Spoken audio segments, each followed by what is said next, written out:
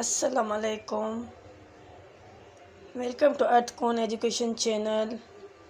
Let's start my topic. What is motion?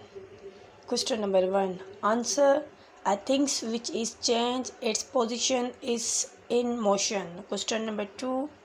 Give 2 examples of motion. Answer: a flying birds and an airplane in the air are examples of motion. Question number 3. Which are stationary things? Answer: the things which do not change their position are stationary things.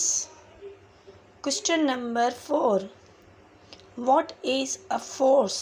Answer: we use force to pull or push a things. We use force to move or stop the things.